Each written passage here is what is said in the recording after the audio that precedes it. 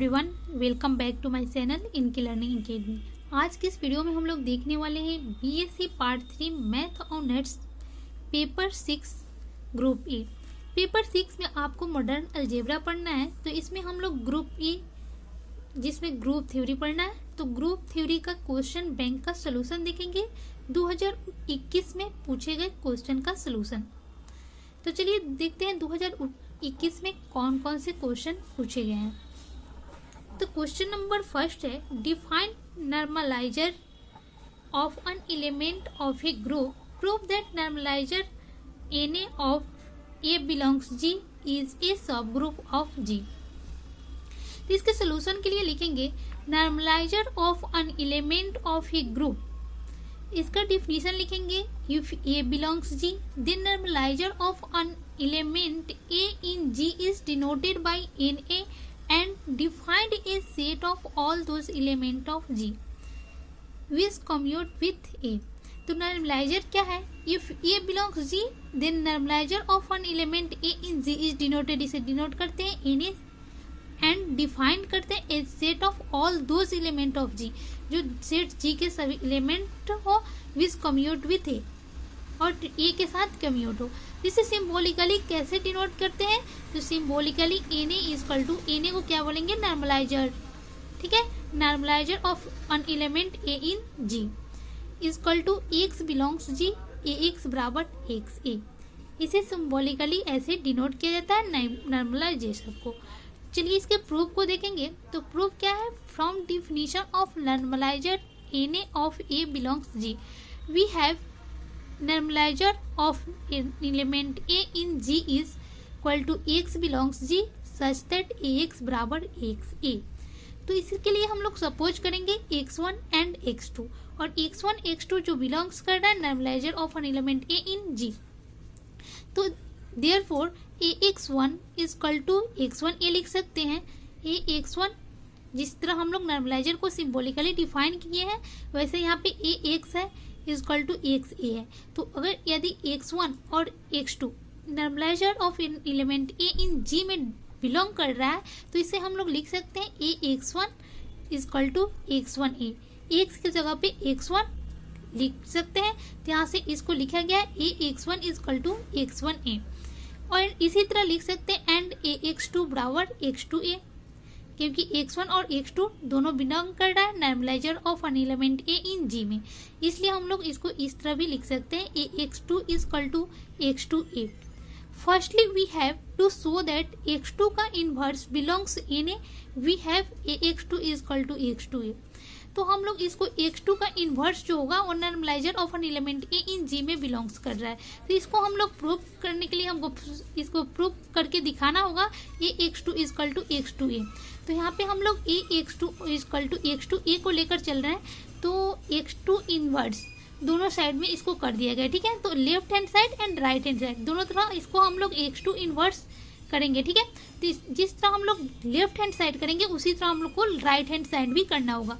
तो ऐसे देखिए x2 का inverse into Ax2 into x2 का इन्वर्स इजकल टू हम लोग लिख सकते हैं x2 का inverse into x2A into x2 का इन्वर्स। ठीक है, तो हम लोग इसको इस तरह भी लिख सकते हैं x2 का inverse into x2 into x2 का इन्वर्स। ठीक है, x2 और x2 का इन्वर्स को एक साथ कर दिया गया है और x2 का इन्वर्स इंटू A को एक साथ कर दिया गया है। ठीक है, वैसे ही इस तरह भी करेंगे x2 का इन्वर्स इंटू x2 और इंटू Ax2 का इन्वर्स। ठीक है, तो यहाँ पे x2 इंटू x2 का इन्वर्स को हम लोग लिख सकते हैं E, आइडेंटिटी लिख सकते हैं, क्योंकि A इंटू A इन्वर्स की प्रॉपर्टी से हम लोग इसको लिखेंगे x2 इंटू x2 का inverse into equal to E लिख सकते हैं। ठीक है, तो वैसे ही यहाँ पे x2 का inverse into A into E हो जाएगा, और वैसे ही यहाँ पे A इन्वर्स की प्रॉपर्टी से x2 का इन्वर्स इंटू x2 को यहाँ पे E लिख सकते हैं और A इंटू x2 का इन्वर्स लिख सकते हैं। ठीक है,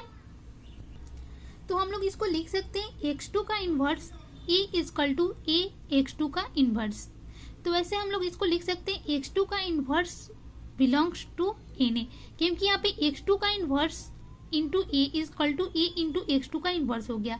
जैसे हम लोग सिम्बोलिकली उसे डिफाइन किए थे X A equal to Ax। ठीक है, तो वैसे ही यहाँ पे x2 का inverse A equal to A x2 का इन्वर्स हो गया, ठीक है। तो इसलिए ये x2 का इन्वर्स बिलोंग्स कर रहा है N A normaliser of an element A in G में, ठीक है। तो इसे हम लोग लिख सकते हैं now we have to show that x1 x2 का इन्वर्स बिलोंग्स एन ए को हम लोग सिंबॉलिकली डिफाइन किए हैं, normaliser of an element A in जी को डिनोट किए हैं, ठीक है। तो we have a x1 x2 का inverse equal to A x1 into x2 का इन्वर्स लिख सकते हैं, ठीक है। यहाँ पे a x1 और x2 का इन्वर्स, तो इसको हम लोग लिख सकते हैं a x1 को एक साथ और x2 का इन्वर्स। वैसे ही a x1, तो a x1 को हम लोग लिख सकते हैं x1a, ठीक है, क्योंकि यहाँ पे property of normaliser of an element A in G की प्रॉपर्टीज हम लोग इसको लिख सकते हैं, ठीक है। तो a x1 equal to x1a into x2 का इन्वर्स। तो फिर इसको हम लोग एक साथ a x2 का इन्वर्स को एक साथ लिख सकते हैं, तो x1 इंटू a x2 का इन्वर्स। वैसे ही हम लोग लिख सकते हैं इसको x1 इंटू x2 का इन्वर्स इंटू a, और x1 इंटू x2 का इन्वर्स को एक साथ लिख सकते हैं और इंटू a लिख सकते हैं, ठीक है। तो इसलिए देयरफॉर यहाँ पे लिख सकते हैं a इंटू x1 x2 का inverse equal to x1 x2 का इन्वर्स इंटू a। तो हम लोग यहाँ से इसको लिख सकते हैं a x equal to X A को हम लोग इस फॉर्म में लिख सकते हैं, ठीक है। तो x1 x2 का इन्वर्स बिलोंग्स कर रहा है normaliser of an element A in G में, क्योंकि normaliser of an element A in G में यदि बिलोंग्स कर रहा है तो ए एक्स इक्वल टू एक्स ए होना चाहिए, ठीक है। वैसे ही यहाँ पे ए x1 x2 का inverse equal to x1 x2 का इन्वर्स इंटू ए होगा। यदि x1 x2 का इन्वर्स की जगह पे हम लोग एक्स को पुट करेंगे तो ए एक्स इक्वल टू एक्स ए हो जा रहा है, ठीक है। तो normaliser of an element A in G की प्रॉपर्टी से हम लोग इसको कर सकते हैं कि x1 x2 का इन्वर्स बिलोंग्स कर रहा है normaliser of an element A in G में। दस फॉर x1 x2 बिलोंग्स कर रहा है normaliser of an element A in जी। तो देयरफॉर इसको लिख सकते हैं x1 इंटू x2 का inverse belongs normaliser of an element A. तो therefore any normaliser of an element A in G is subgroup of G. तो यही prove करना था कि normaliser of an element A in G is subgroup of G. तो ये क्या है, normaliser of an element A in sub normaliser of an element A in G is a subgroup of जी है, ठीक है।